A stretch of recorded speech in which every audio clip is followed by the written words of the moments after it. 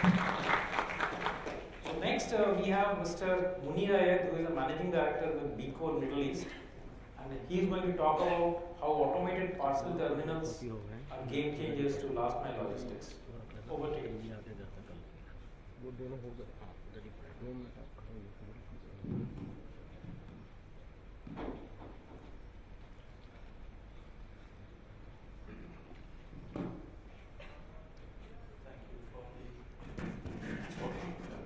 Thank you for the introduction.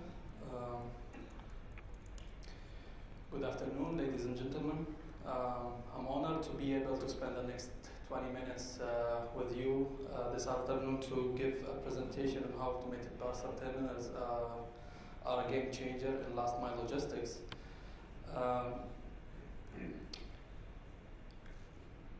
We spent today and last day or yesterday talking about the potentials of e-commerce and how the e-commerce industry is improving and growing. So we are all agreed that we have a significance in the growth of the e-commerce industry, and we know that the last mile delivery has the immense potential due to the significance of e-commerce industry as well. So by looking at the traditional e-commerce supply chain we used to have, producers manufacture the goods, they deliver it to giant retailers or to third-party logistic companies, and after that parcel handlers like UPS, FedEx, DHL deliver it to consumers to their home addresses, like one parcel at a time. And in today's market, retailers and e-retailers are realizing that delivery options are one of the major factors that they need to make a decision on improving and to focus on innovative supply chain options. So in terms of the last mile delivery thing,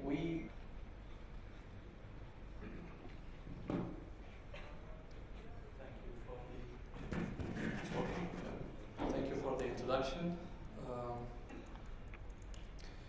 Good afternoon, ladies and gentlemen. I'm honored to be able to spend the next 20 minutes with you this afternoon to give a presentation on how automated parcel terminals are a game changer in last mile logistics.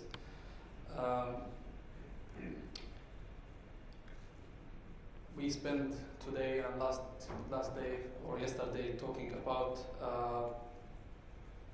the potentials of e-commerce and how the e-commerce industry is improving and growing. So we are all agreed that we have a significance in the growth of the e-commerce industry, and we know that the last mile delivery has the immense potential due to the significance of e-commerce industry as well. So by looking at the traditional e-commerce supply chain we used to have, producers manufacture the goods, they deliver it to giant retailers or to third-party logistic companies, and after that parcel handlers like UPS, FedEx, DHL deliver it to consumers to their home addresses, like one parcel at a time. And in today's market, retailers and e-retailers are realizing that delivery options are one of the major factors that they need to make a decision on improving and to focus on innovative supply chain options. So in terms of the last mile delivery thing, we know that there is a lot of challenges the supply chain logistic company, let's say, or parcel handlers are facing. And by looking at the commonly used or let's say commonly found challenges they are facing is the shipping costs. Last mile delivery has always been greatly associated with the shipping costs. I'm not into logistic company as a logistic company, or I'm not into let's say e-commerce business, so I'm not expert in that field.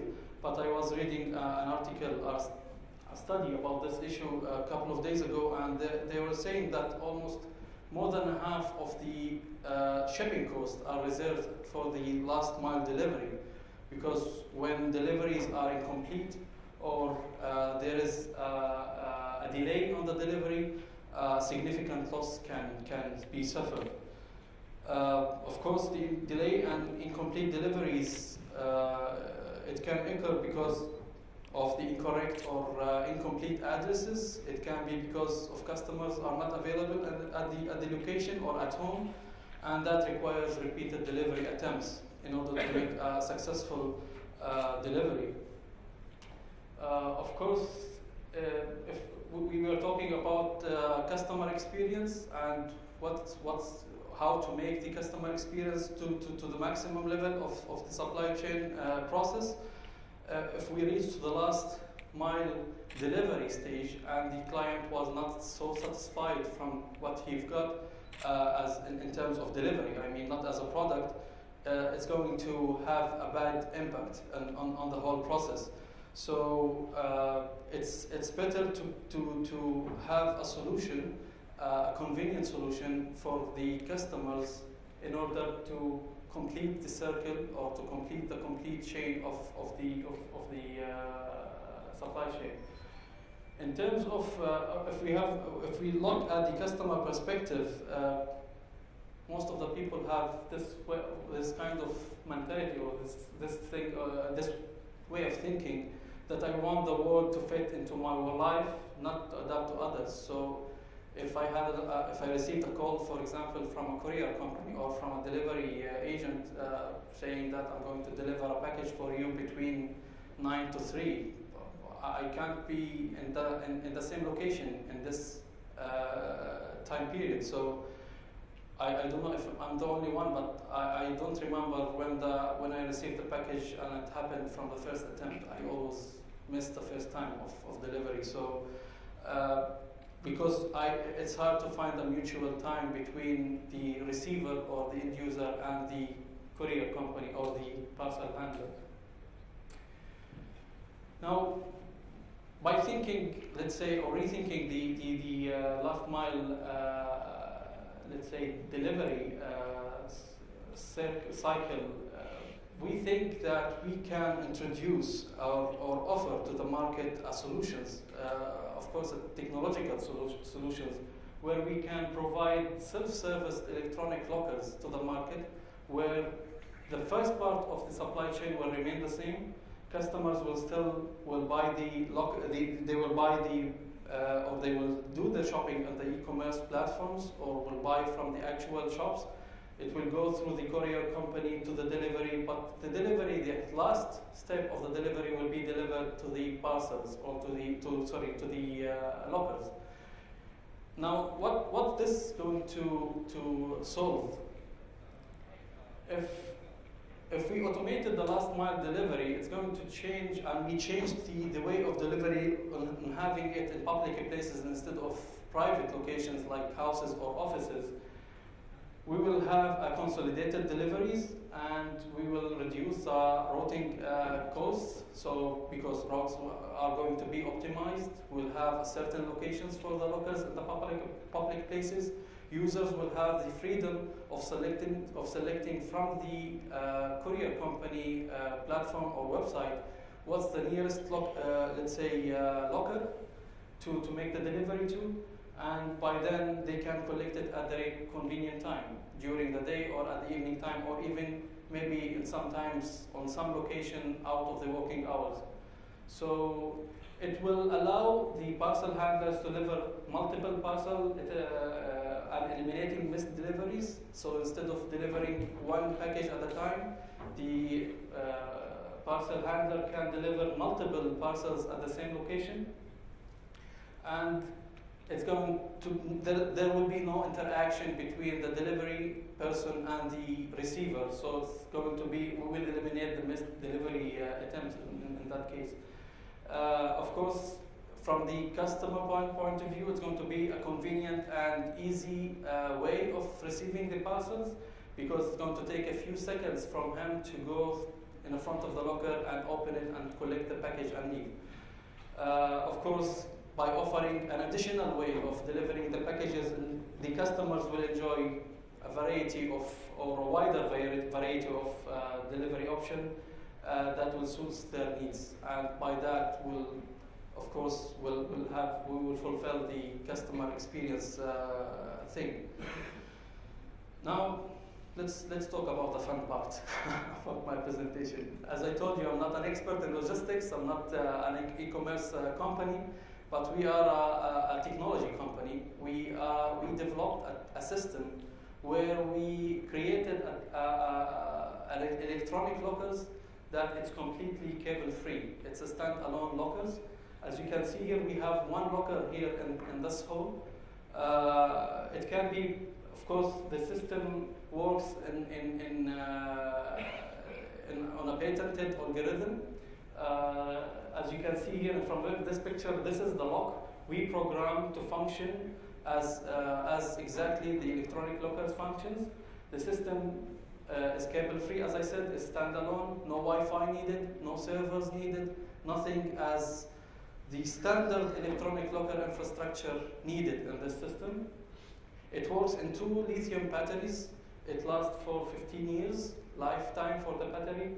And of course, we can provide APIs for integrations for this system to be integrated in the logistic company or the courier or the parcel handler system.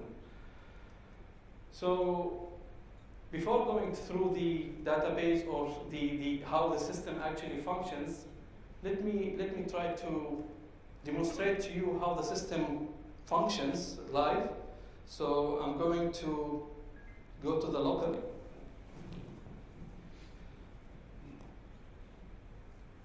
The lockers, as I said, it can be placed anywhere. It can be facing the wall. It can be back to back as an island. It can be designed or decorated in any way. It can be customized in different sizes. So the flexibility of let's say designing the locker is not an issue. It can be designed in any way.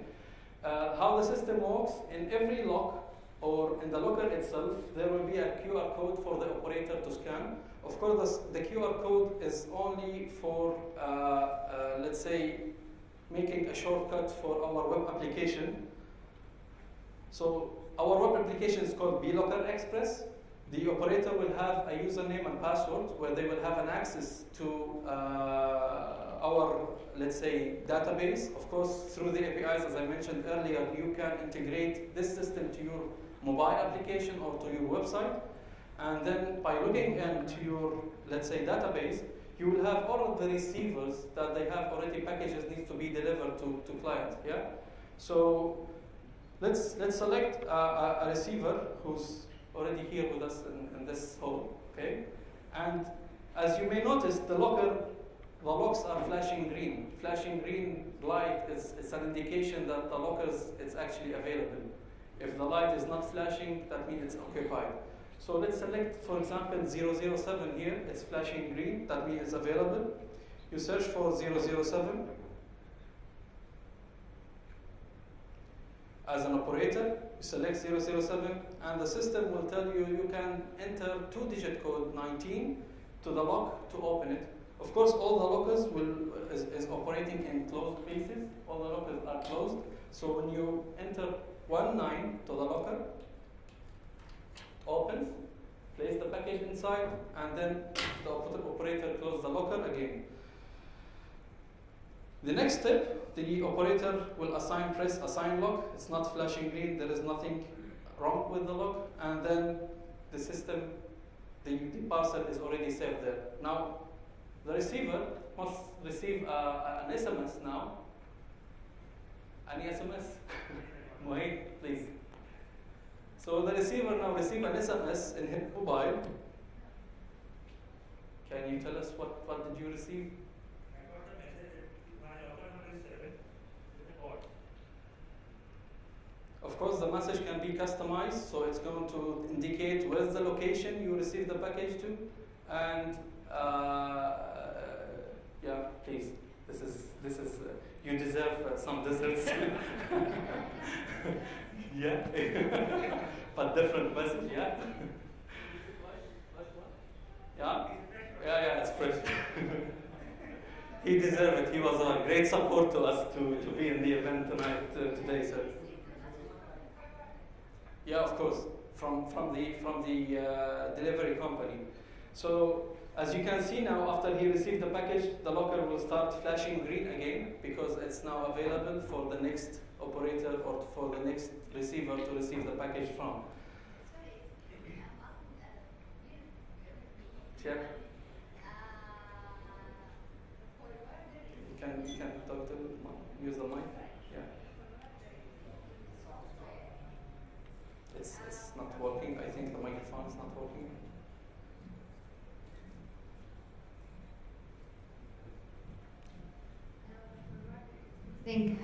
The forwarder is using the software or the web page which is customized by you. It's not customized.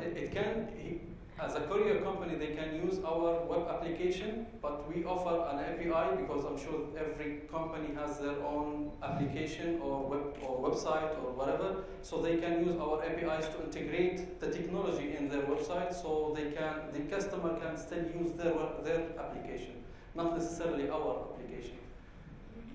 Yeah. Okay, the code he enters, because the code he enters will generate. The code is generated. It's by the code. The code will be generated from our servers, but through the APIs to his system. Through iCloud. iCloud system. Yes.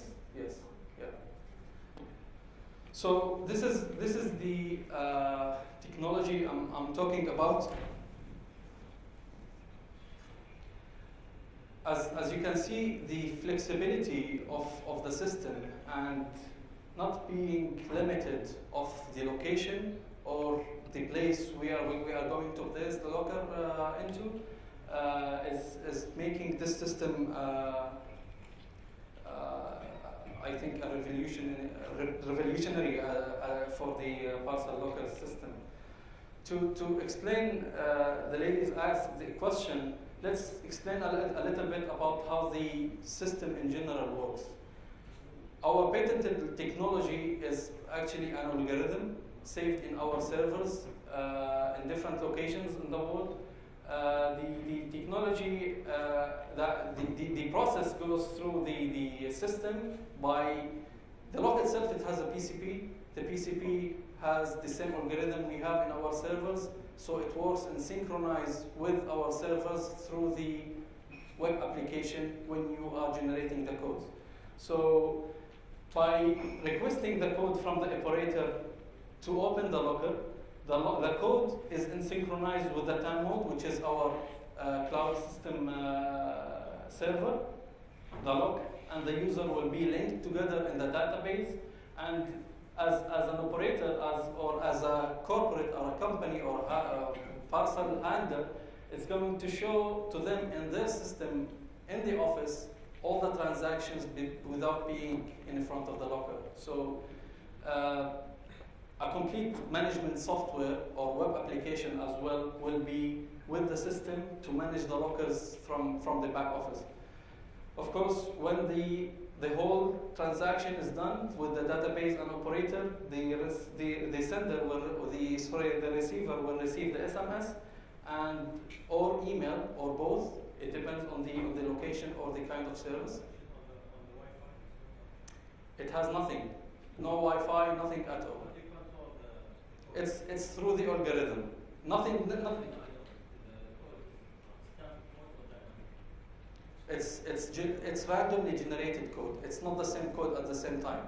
But if it's generated, then generated inside the box. Yes. Now, how does it send us SMS?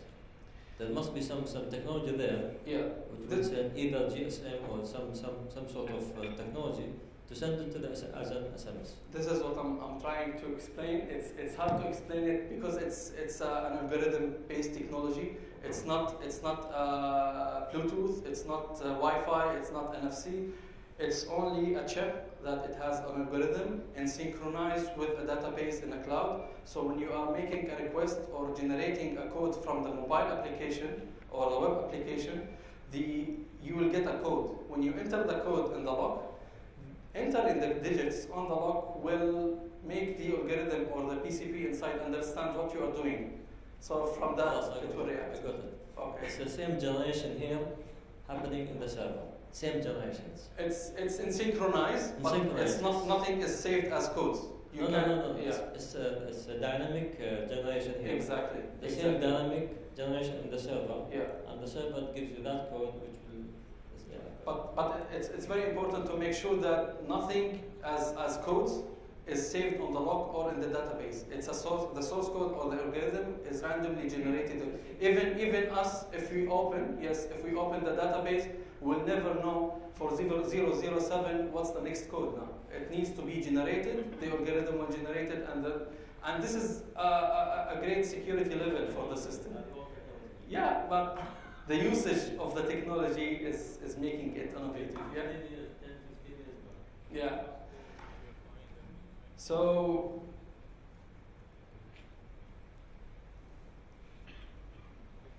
yeah, as I mentioned, the lockers can be customized. Of course, for us as BeCode, we are the manufacturer of intelligent lock system.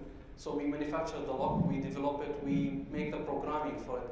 But for the lockers, we have a factory here in Emirates to manufacture the locker and to customize it to be able to support or to offer a complete solution. But as a core business, we are a lock or technology manufacturer. So we can customize lockers to fulfill the client's needs.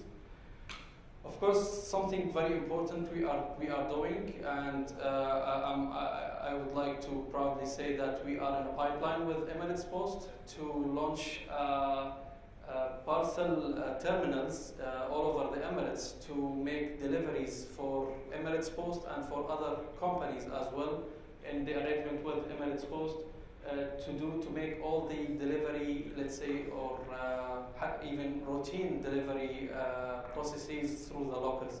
So this, inshallah, will be becoming a successful thing very soon. Any questions? Yeah. Muneer, thank you so much. That was like an insightful demonstration, especially because you had desserts inside the locker. Just one question, and this is not from a technological standpoint. This is very much from the marketplace operator or marketplace ownership perspective. The technology sounds absolutely amazing. And please, don't get me wrong, I'm just going to gun it down to the very basic level where I understood it from. Partnership with Emirates Post makes all the sense in the world because Emirates Post has had a tradition of PO boxes all over UAE since the beginning of time. And that has been the core address for everyone. So if you wanted to receive a letter, a courier, or a parcel, it usually comes through a PO box. So besides the size and the technology that you have where a person can get a code, how does this concept differ from the consumer's angle? I'll rephrase my question. You must have done some sort of research on how do consumers feel about stepping outside their house for something they're traditionally used to receiving at home. Yes, it addresses a lot of issues, missed deliveries, incomplete deliveries, but at the most basic level, the trend and tradition is that I'm going to make a purchase online for e-commerce particularly, and it's going to get delivered to my house. Yeah. But this time around, as convenient as it might be, is there any research that you have done? Are there any responses that you've received? I'd just like to understand that. To be honest, in the Middle East, we've done. Of course, this system is not only for delivery. We can customize it, we can program it to function in different ways and for different industries as well. So, for example, for the same system, we can program it to work as a rental system for schools, universities, public places, theme parks, whatever. So people can rent the locker to use it for a certain period of time. It can work even in reverse. So if you receive the package and you want to return it back, you can return it back to the locker, and you can assign the courier company you want from the web application as well. And in addition to all that, you can as well send packages from individual to individual. So you fill your information as a sender, you fill the information of the receiver, and the receiver will receive a SMS that you can collect the package from this person, he left it for you. Of course, all these options has huge potentials in the market. If we are going to talk about is the customer going to accept this or not, I think it's going to be an awareness and education thing. In Europe, in USA, it's very common, let's say, service. It's not something new. We are not inventing something new. It's there already. But we did not used to have it in the Middle East. So I think if we offer it, as I mentioned in the presentation, if you offer an additional option for the clients, so they can have a wider variety of options, they might select it for their convenience. Because, okay, if I want to collect a package or to receive a package and I'm not at home, or I am not sure when I fill the information of the address, I'm not sure if going to, in that day of the delivery, I'm going to be at home or the office, or which information I'm going to fill. This is I faced it personally, to be honest. As a study, I did not, but as a personal experience and many people around me, that's what makes the system make sense for us. Yeah. Hi, sorry, Ben from DHL. I came in at the end, so I apologize. You may have answered this question already, but are you able to accept cash through this machine? It's not going to be cash. We are developing e-wallets, and it can be, we of course have a payment gateway, so you can process all the payment online. You are buying online through the e-commerce, so you can process the package online as well. Yeah, I mean, look, in an ideal world, I'd love that. I mean, that's really what we're trying to eliminate. But obviously, understanding the market we operate in, there's still a very big reliance on cash. Now, so we can offer solutions for that. Of course, for this kind of system, for the algorithm, for the technology, we can add a kiosk next to it to accept cash payment, and from that you can get access to have the SMS from the system after paying the cash payment. But we are always thinking out of the box to keep the technology cable free. This is the objective. So we can create a way of having voucher cards or let's say e-wallets, as I mentioned, any kind of online payment to process the payment step without having any, let's say, cabled devices next to the locker. Let me break it down a little bit further. So you've got the physical transaction, the value of the product, with maybe cash.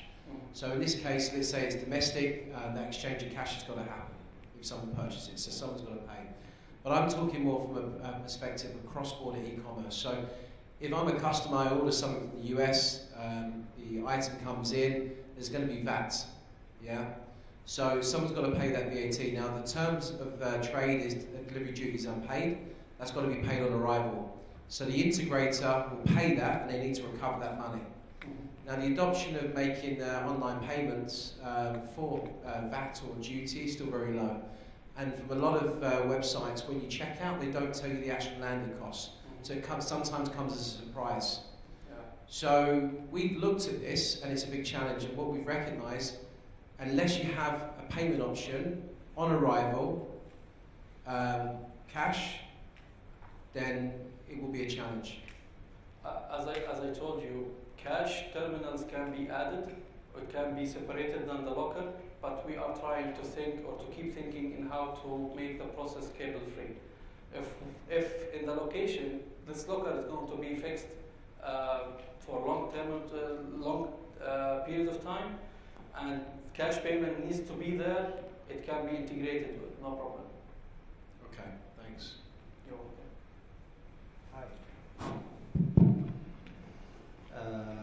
I have a question here. There is something in Canada called, e-commerce companies and courier companies they deal with, which is drop the parcel to the nearest grocery. Mm-hmm. And groceries are fighting for getting that service, because whoever comes to the grocery to pick up the parcel can buy milk on the way or whatever on the way. Don't you see that as a threat to this business model or to your technology? I see it as an advantage for the hypermarket or the supermarket or the gas station who's going to have the locker, because it's going to bring more people. I don't think they need the locker in this case. They can just shelf it. It's not only about the items or the products they have in the store. This is for any kind of item delivery locker. So let's assume you are expecting an envelope or a package for a business. Yeah, you will receive the package in a, for example, in the locker next to Carrefour. So Carrefour would love to have this option or this terminal next to their door to bring you. Once you reach there, you will enter Carrefour and you will do shopping as well. Or you can make it in reverse. We can have the advantage of being next to Carrefour, so people can say, okay, before going home, I'm going to make shopping and collect the parcel and go home. I see it, it's a win-win situation. It's supporting each other. I don't see it as a threat. It can be, okay, the Carrefour, if they are going to deliver their items on the locker and it's already in Carrefour, it doesn't make any sense. But if the I'll package rephrase it the other way. Let's say I ordered something from Amazon.com. Mhm. And I got the details of the delivery, that it's going to be delivered and so on, and they offer a drop off to the nearest grocery. So I selected that, just drop it off to the nearest grocery in my location, and I'll just go there. The grocery will accept that parcel as an agreement with Amazon, and they will just shelf it. They don't have to have this locker there. They'll shelf it until I come in. No, did you get maybe this system in Canada is there, of having the option of the grocery stores to accept. It's already packages. there. It's already there, Yeah. and they're fighting for it. I mean, all the groceries are happy to accept that because they get sales Mhm. through that. So if I go to pick up that parcel, I would have bought some bread or milk on the way. So I don't think they would. It's an additional cost for them for sure, because they can just shelf the parcel and pick it up from there. But It's this not introduced here Yeah, because of the culture here. It's kind of inconvenient. They want everything to be at the door, at the doorstep. So this would work. This would work with, as the gentleman said here, with the post office organizations. Yeah. Thank you. You're welcome. Sorry, really quickly to add on what you were saying. I'm Canadian as well. Here, the laws and regulations don't allow for the same system to ever be done here the way it is done over there. To add to that, over here, we don't operate a small number of hypermarkets or whatnot operate 24/7. This is a solution that would be operating 24/7 at any point in time. Here, because of the rules, regulations, licensing that you require when it comes to the picking up of parcels or even the delivering of parcels, it won't be something that can be looked at here in this ecosystem that is currently here versus what it is in Canada. Here, this solution is going to be optimal for a lot of different uses, like he mentioned. However, it's also 24/7, which the supermarkets, hypermarkets, grocery stores are not. Just adding to the laws and regulations, Uber and Korea, when they came here just adding to the rules and regulations point, Uber and Kareem, when they came here, the rules and regulations did not allow for such business model to operate here. So let's say they would accept such business model to operate here. So you cannot bind your business model to the rules and regulations nowadays, because they can change at any point of time. Since this is quickly becoming a panel discussion, so I just wanted to add. So the only contention that I see with something like that is that value of the product. So when you talk about high value products, I don't think that any marketplace would feel comfortable in delivering a ring from Tiffany to Halal al-Barsha grocery. I mean, again, in defense of the technology, that I would feel comfortable it being behind a locker which is insured, and where I'm sure that it will go out to the person who has ordered it. So, besides regulations, that's what I think. So. Thank you. Yeah, thank you. Thank you. So, I think he's okay. Sorry, we actually. Okay, fine. We'll give you and then give you also a chance to be fair. So, what? I'm going to be. I'm exhibiting outside, so I'm available after the. Yeah, it's okay. You can ask. You can ask, please. Now, in most developed countries or in countries like Germany, where this technology have already implemented before 10 years, I don't know if the BeCode company itself, maybe now forwarders are using this technology. Okay, you are selling this technology to specific forwarders. Yani for next time in the coming future, when artificial intelligence is fully employed and we are living in smart cities, is it applicable to, for example, to sell this for a person, for example, not a company or forwarder who is maybe always highly frequently making order or online shopping? Yeah. Is it applicable? Of course, the system can be designed to allocate lockers to people, and these lockers will be dedicated for them only. Like the mailbox, the traditional mailbox, like what they have in Europe or the US, the box in front of each door, or maybe a cabinet like this in a residential building or a tower. So every apartment has its own compartment. That, of course, can be done from now. It can be designed in this way from now. And it's applicable, but not yet implemented to be owned by personal owned. As I mentioned, it can be designed and programmed on demand. Yeah, we did not have any let's say request to be designed in this way. But I believe the future of having if the let's say the location requires to be done in this way, from tomorrow we can do it. No problem. And the coming lifestyle will require such a thing. Yes. Yeah. Thank you. Thank you. Thank you. I'm sorry, we'll have to just cut it because he's available just next door. So sorry about that. Yes. Thank you. Thank you so much.